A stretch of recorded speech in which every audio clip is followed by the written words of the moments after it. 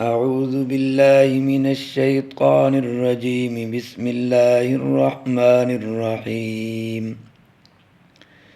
وإذا سألك عبادي عني فإني قريب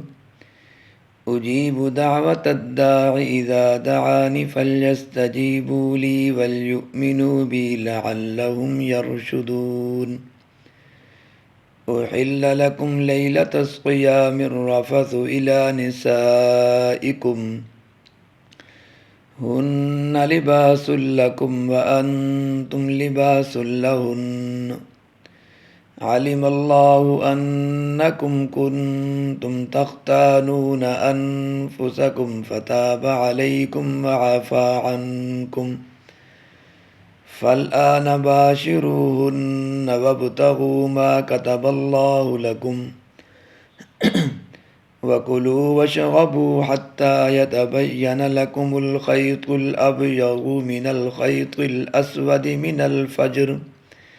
ثم أتموا الصيام إلى الليل ولا تباشروهن وأنتم عاكفون في المساجد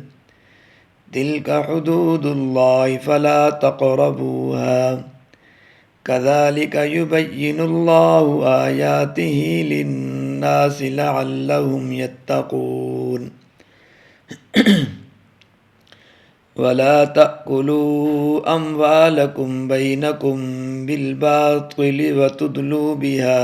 إلى الحكام لتأكلوا فريقا من أموال الناس بالإثم وأنتم تعلمون. صدق اللہ العظیم. وَإِذَا سَأَلَكَ اور جب پوچھتے ہیں آپ سے عبادی میرے بندے عنی میرے بارے میں فإنی قریب پس بے شک میں قریب ہوں اجیب دعوت الداعی میں قبول کرتا ہوں پکارنے والے کی پکار کو اذا دعانی جب وہ مجھے پکارتا ہے فلیستجیبوا لی پس چاہے کہ وہ میرا حکم مانے ولیؤمنوا بی اور ایمان لائے مجھ پر لعلہم یرشدون تاکہ وہ سیدھی راہ پر آ جائیں. احل لکم حلال کر دیا گیا ہے تمہارے لیے لیلۃ الصیام الرفث روزوں کی راتوں میں بے پردہ ہونا الی نسائکم اپنی بیویوں کے ساتھ ہن لباس لکم وہ لباس ہیں تمہارا وانتم لباس لہن اور تم لباس ہو ان کا علم اللہ اللہ تعالیٰ جانتا ہے انکم بے شک تم کنتم تختانون انفسکم خیانت کرتے ہو اپنی جانوں کے ساتھ فتاب علیکم پس رجوع فرمایا اللہ تعالیٰ نے تم پر وعفا عنکم اور درگزر کر دیا تم سے فالآن باشروہن پس اب تم مباشرت کرو ان سے وابتغوا اور تلاش کرو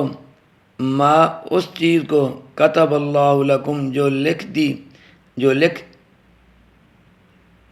دی ہے اللہ تعالیٰ نے تمہارے لیے وَكُلُوا وَاشْرَبُوا اور کھاؤ اور پیو حتیٰ یتبین لکم یہاں تک کہ نمایاں ہو جائے تمہارے لیے حتیٰ یتبین لکم الخیط الابیض سفید دھاگا من الخیط الاسود سیاہ دھاگے سے من الفجر فجر سے ثم اتم الصیام پھر پورا کرو تم روزے کو الی اللیل رات تک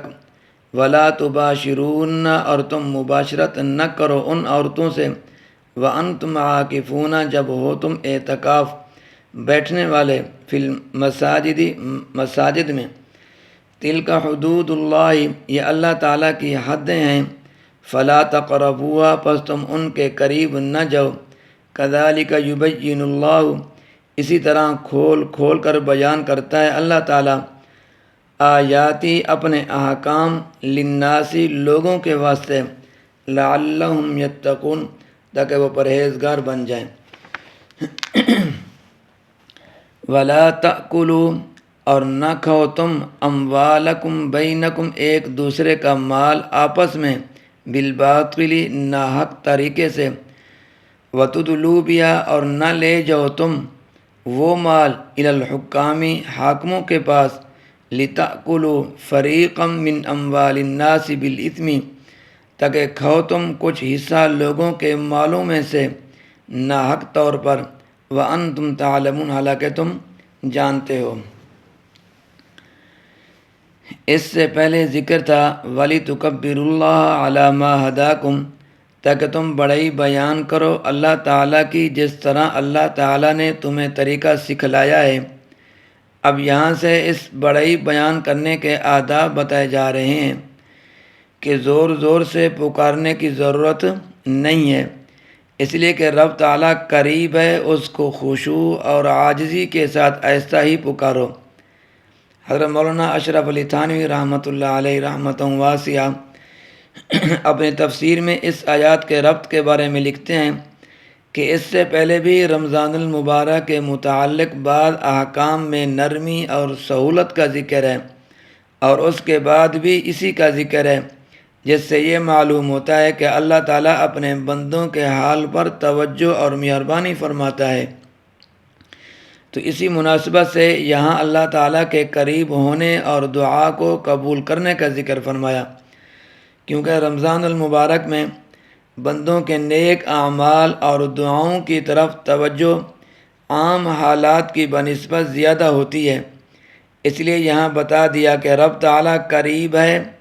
اس کو جب بھی پکارو وہ تمہاری دعا کو سنتا اور قبول کرتا ہے۔